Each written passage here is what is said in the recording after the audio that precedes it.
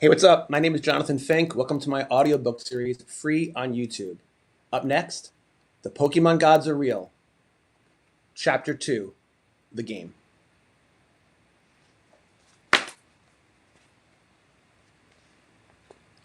At its surface, Pokemon is a game. Cards, decks, rules, turns. Players draw, attach energy, evolve creatures, and battle until one side stands victorious. The structure appears clean, almost clinical, a system of mechanics governed by printed text and numerical values. On paper, it is no different from countless other trading card games that have come and gone. But paper has never told the full story. Anyone who has sat across a table, sleeves shuffled, dice in hand, knows that Pokemon is something far more alive than its rulebook suggests. There is a feeling to the game that escapes technical description, a tension, a rhythm, a strange electricity that hums beneath even the most casual match. The cards do not merely function, they perform. The game is a ritual. Every action carries the weight of ceremony. The shuffle is not randomization, but preparation, a quiet invocation of chance. The cut is an act of trust between opponents, a symbolic acknowledgement that fairness governs the contest. Even the placement of the opening basic Pokemon feels deliberate, like setting up a relic upon an altar. Before a single attack is declared, the liturgy has already begun. Then comes fate. The flip of a coin, a motion so small, so ordinary, suddenly holds extraordinary power. Heads or tails, success or failure, advantage or delay. In those suspended seconds, while the coin spins through the air, the entire match hangs in a fragile balance. Probability offers its cold explanation, but belief tells a different story. To the faithful, the coin is never just plastic or metal. It is destiny, briefly made visible. The mechanics themselves are deceptively simple. A deck contains 60 cards. Energy fuels attacks. Evolutions bring strength. Trainers alter the flow. Strategies emerge from combinations of ink and cardboard. Yet, mastery is never achieved through mechanics alone. Knowledge matters, but knowledge without discipline collapses under pressure. The game is won and lost by temperament. Patience separates the novice from the veteran. The inexperienced player lunges towards immediate damage, intoxicated by aggression. The seasoned competitor waits, builds, anticipates. They understand that Pokemon is not a sprint, but a slow orchestration of momentum. Every attachment, every retreat, every held card is part of a larger unfolding. Foresight becomes a competitive virtue.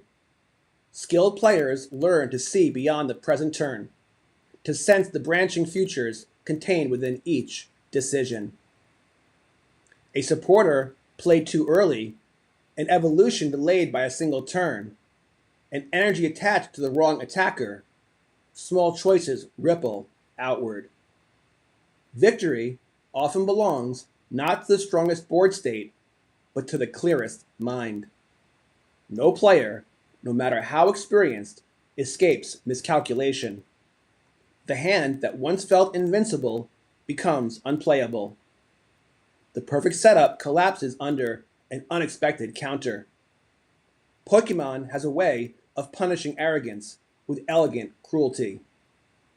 It reminds competitors that control is always partial, never absolute, and that randomness, like life itself, resists domination. This is why the game teaches lessons no textbook ever could. Playing trading card games teaches emotional regulation, the ability to remain steady when draws go cold. It teaches resilience, the discipline to continue after devastating losses. It teaches respect, not merely for opponents, but for the structure of the game itself.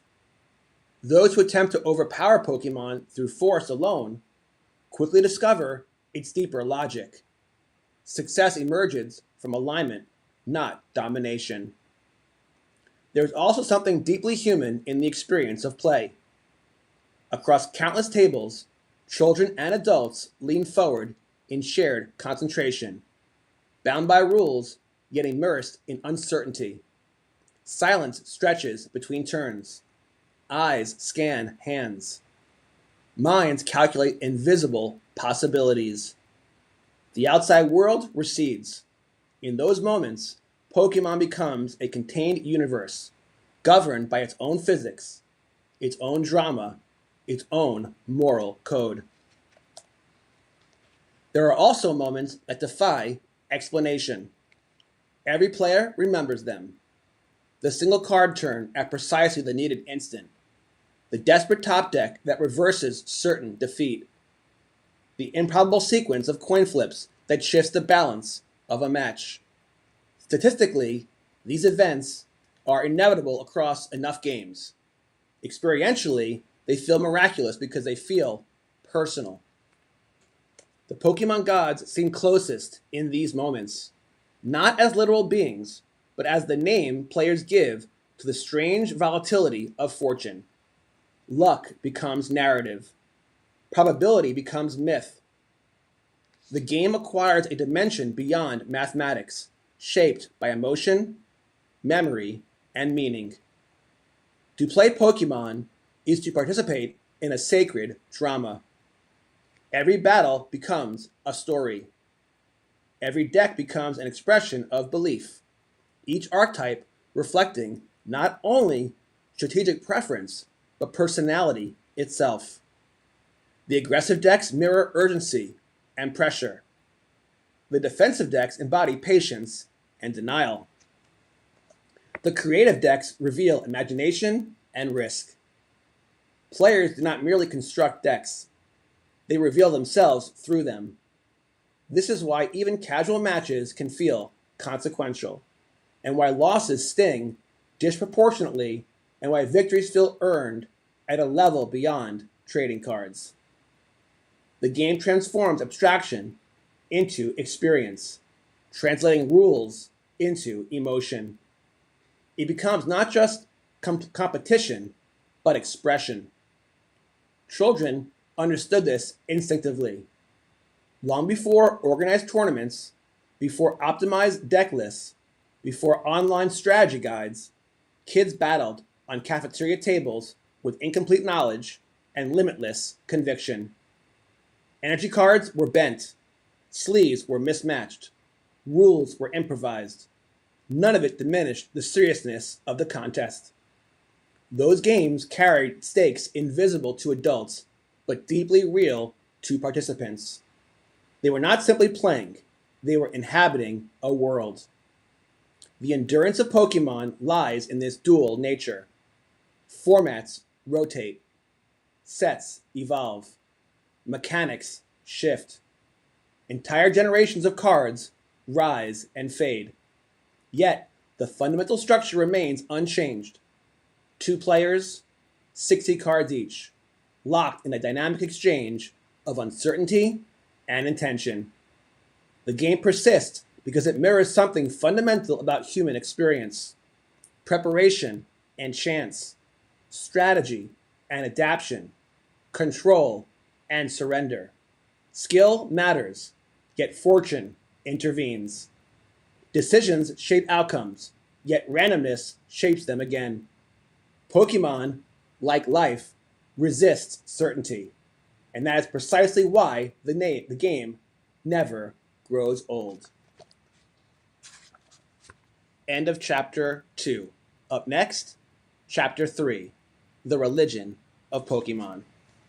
If you enjoyed this chapter, please hit that like button. If you really enjoyed the chapter, please subscribe. I appreciate you guys. I hope you're enjoying this series as much as I'm doing it. You guys take care, as always. God bless.